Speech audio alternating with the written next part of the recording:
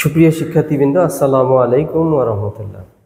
আমরা এখন দেখব নাউন এর পূর্বে তথ্যদাতা যে মডিফায়ারগুলো কি কি এবং তথ্যদাতা নয় এমন মডিফায়ারগুলো কি কি, অর্থাৎ মডিফায়ার এবং নন মডিফায়ার, তথ্যদাতা এবং তথ্যদাতা নয় এমন কতগুলো যে ওয়ার্ডস আছে যেগুলোকে বিভিন্ন পার্টস অফ স্পিচে আমরা ডাকতে পারি।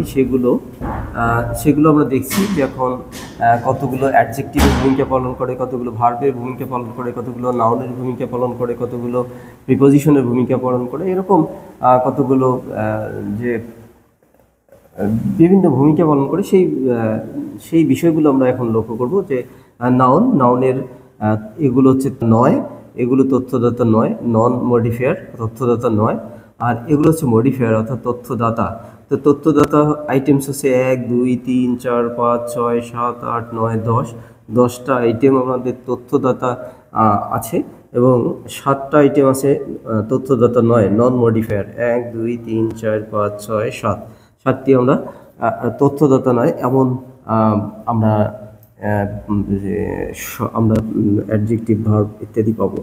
তো আমরা শুরু করি। সেটা হচ্ছে যে আর্টিকেলস, যে একটা নাউনের পূর্বে তথ্যদাতা হিসেবে আর্টিকেলস বুঝতে পারে যে এ পেন মানে একটি কলম, তার মানে এটি অ্যাডজেক্টিভের কাফেলায় পড়ে, এ পেন, আর্টিকেলস। এরপরে নাইস পেন, তার মানে সিম্পল অ্যাডজেক্টিভ, যেমন নাইস পেন।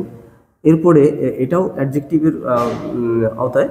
এবং পসেসিভ অ্যাডজেক্টিভ মানে পসেশন, যেটা অধিকারে থাকে এরকম বোঝায় আর কি। তো পসেসিভ অ্যাডজেক্টিভ হচ্ছে যে মাই পেন, মাই মানে আমার একটা পসেশন এখানে অধিকারে থাকা বোঝাচ্ছে যে মাই পেন, সুতরাং এটি হচ্ছে পসেসিভ অ্যাডজেক্টিভ। তো পসেসিভ অ্যাডজেক্টিভের নাউনের পূর্বে পসেসিভ অ্যাডজেক্টিভ বসে। এরপরে নাউন অ্যাডজেক্টিভ, নাউনের পূর্বে আর একটা নাউন থাকলে সেটাকে আমরা নাউন অ্যাডজেক্টিভ বলবো। যে পেন বক্স একটা নাউন, বক্সের সামনে পেনটা হচ্ছে একটা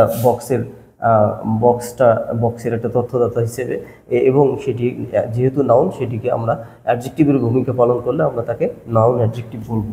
এরপরে ডেমনস্ট্রেটিভ অ্যাডজেক্টিভ, যেমন দিস, দ্যাট, দোজ, এগুলো ডেমনস্ট্রেশন করা যায়, দেখিয়ে দেওয়া যায়, তাহলে ডেমনস্ট্রেটিভ অ্যাডজেক্টিভ এগুলো। This pen, demonstrative adjective. এবং কর্ডিনালস হচ্ছে 1, 2, 3। তো 1 পেন, এটি কর্ডিনাল নাম্বারও এখানে বসে, এটা অ্যাডজেক্টিভের ভূমিকা পালন করে। এবং অর্ডিনালস, এগুলো অল ডিটারমিনার্স আর অ্যাডজেক্টিভ ডিটারমিনারগুলো আসলে অ্যাডজেক্টিভের ভূমিকা পালন করে, যেমন অর্ডিনালস, যেমন সেকেন্ড পেন। এরপরে quantifiers, some pens, many pens, এইরকম। তারপরে প্রেজেন্ট পার্টিসিপল, তো I am writing with a pen.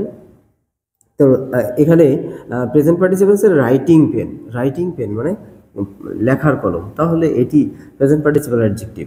এরপরে ব্রোকেন পেন মানে ভাঙ্গা কলম, তাহলে এটি পাস্ট পার্টিসিপল অ্যাডজেক্টিভ। এরপরে প্রিপোজিশনটা হচ্ছে যে উইথ পেন মানে কলমের সাথে, উইথ পেন কলমের সহিত।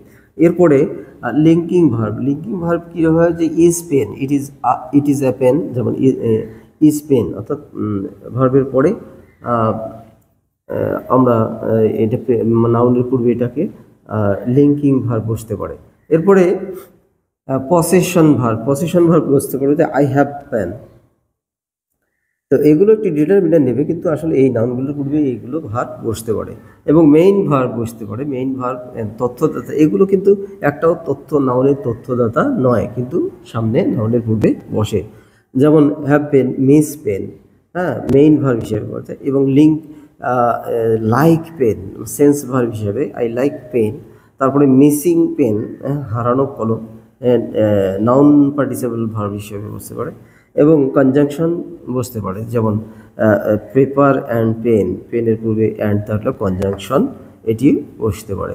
তো আমরা দেখলাম যে আসলে যে একটি নাউনের পূর্বে আসলে 17ভাবে যে শব্দগুলো বসতে পারে, বিভিন্ন পার্টস অফ স্পিচের ভূমিকা গ্রহণ করে বসতে পারে। সেগুলো নাউন অথবা নাউন ফ্রেজের পূর্বে বসে, যে এ পেন, এরকম সাম পেন, এরকম এগুলোর পূর্বে বসতে পারে, নাউন বা নাউন ফ্রেজের পূর্বে বসতে পারে। আমরা সেগুলোর সাথে পরিচিত হলাম। তাহলে নাউনের পূর্বে কি বসবে বা নাউন ফ্রেজের পূর্বে কি বসবে এটি নিয়ে আমাদের এখন আর চিন্তা থাকলো না, ইনশাল্লাহ বসাতে পারবো। এবং cloze test, with clues, without clues, আমাদের যে নাউনের ব্যবহার থাকে সেগুলো আমরা পূরণ করতে পারবো এবং বিভিন্ন জায়গায় নাউন, অ্যাডজেক্টিভ এগুলোর ব্যবহার আমরা করতে পারবো ইনশাল্লাহ। আমরা নতুন আরও নাউনের ক্লাস নিয়ে আসবো। সেই পর্যন্ত সবাই ভালো থাকো, সুস্থ থাকো। আল্লাহ হাফেজ। আসসালামু আলাইকুম ওয়া রাহমাতুল্লাহ।